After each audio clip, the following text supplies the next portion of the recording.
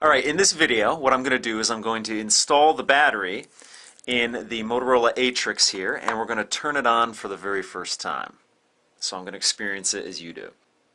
So in order to install the battery, I have to take the back off, so I'm going to show you how you do that right now. You're supposed to grab the sides of the phone here, and grab the top here, the back of it, and just pop it back, and it pops right off. Now I'm going to put the battery in. I'm just going to take it out of its little bag here. Now this battery is a 1,880 milliamp battery. I don't know the exact talk time on it, but we're going to find that out, and I'll give you an idea of how it is in actual use. But let me put the battery in real quick. Just match up the contacts here and snap it in there. Okay, nothing's happening now. I know when I put the battery in my Nexus 1, it fires up right away. Now, this is my first Motorola device in quite a few years, so I'm anxious to see how this turns out. I know they've been on the cutting edge of a lot of the Android innovations in the past couple of years, so we're going to see how this works out for me. Now, the phone with its battery in it has a good weight to it, but it's not heavy. It's still fairly light, but it's still solid enough that it doesn't feel cheap or anything like that. Okay, now in order to turn the phone on, what we have to do is we're going to use the power button up here, which is you're supposed to just push it in. So I'm holding it in, and we're getting a green light up here, so it's going to fire up. Motorola dual-core technology. This is the first dual-core cell phone released in the United States. It's a Tegra 2. It's made by NVIDIA, the chip inside of there, the CPU, and it's an NVIDIA Tegra 2 chip that runs at 1 gigahertz per core, and there are 2 cores in there, hence the name dual core. So it's just starting up, and that's the animation sequence there.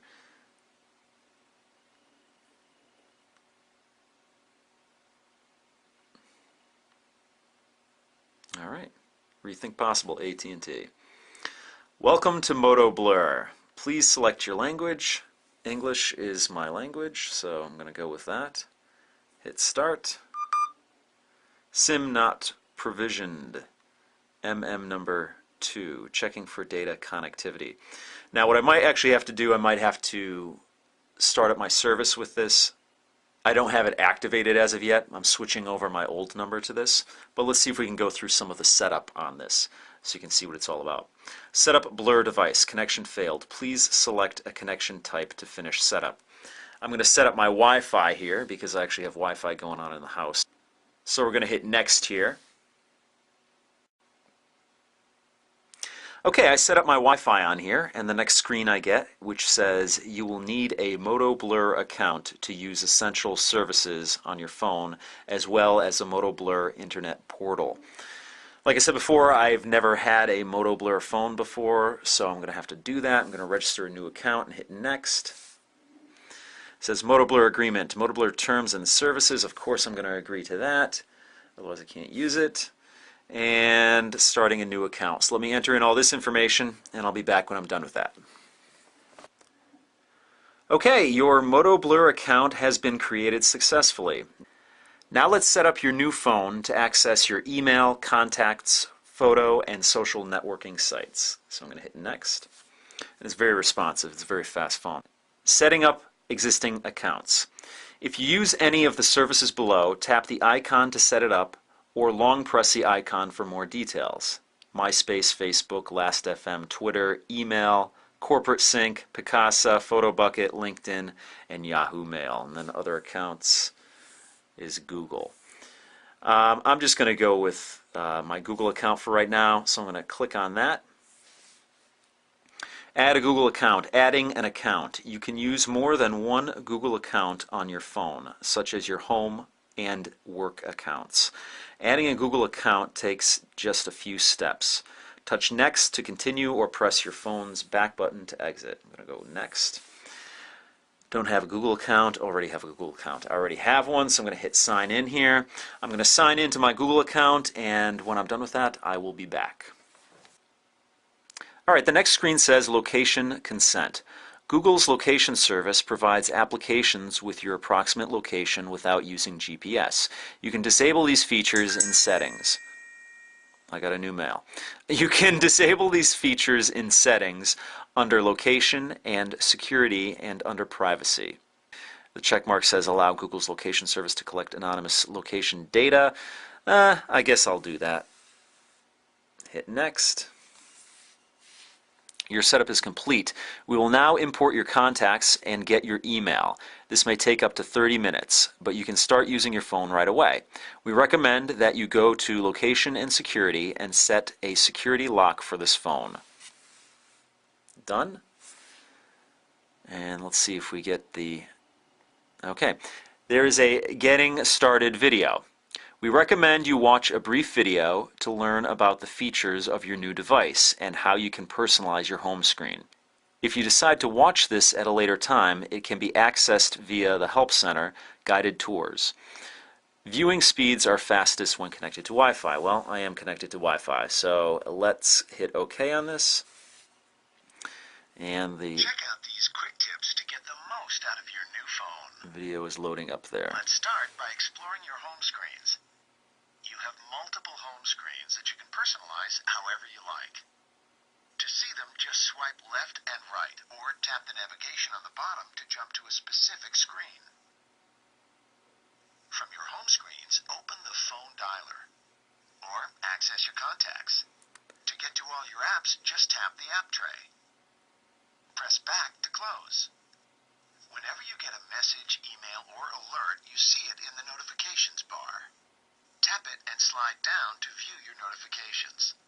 Just tap an item to see more info or to take action, like quickly check your new voicemail. To clear notifications, just tap Clear. You've got several widgets on your home screens. Use the News widget to get the latest headlines from around the world. The Calendar widget allows you to manage your personal and work calendars in one easy view. Just tap an appointment to update it. For more options, press Menu. You've got other widgets too. Swipe left or right to check them out. Just tap a widget to see more information. Want to add or change your widgets? Just press and hold on an empty spot on a home screen. Tap Widgets and then pick from the list. Remember, a widget is different than a shortcut. A widget shows a snippet of information on your screen. A shortcut provides a quick way to access an application. To move a widget around, just press and hold it, then drag and drop it where you want it. Just drag the edges to resize it. No matter where you are in your phone, there are lots of options available. Just press the menu key to see options specific to what you were doing right then. You can also press and hold on items to see even more options.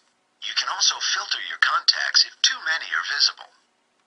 Why not use the Entertainment Center interface to watch your movies or view any pictures taken with your phone in HD on your TV? To do so, plug in the optional HDMI cable to the output on your phone and then connect it to your TV. With the WebTop application, your phone will look and act like a computer. You can browse the web, check your email, and look at your calendar. The WebTop app gives you a familiar way to interact with your device. You can view this video again and get more info on using your new phone from the Help Center app located in your Apps menu.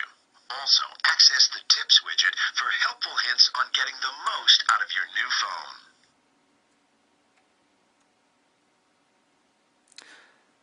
All right, that was cool. That was pretty much basic Android, and it went over the docks that you can get for this phone, the laptop dock and the regular dock, which you can use as a desktop or attach it to your home media center or your television and watch videos, listen to music, things of that nature. So this is the actual home screen of the phone, and I can move through the different panels on here. I will be doing a comparison video between this phone and the Nexus 1 phone shortly. Just a quick note, on the back here is the speaker, and that's where you were hearing that video. And about halfway through the video I turned it up with the volume rocker here, which you have an up-down volume rocker on the side here. So that is firing up the Motorola ATRIX 4G phone for the very first time. What I'm going to do is I'm going to activate it with AT&T, and I'm going to be back for a couple other videos. So that's it for now. I will see you next time.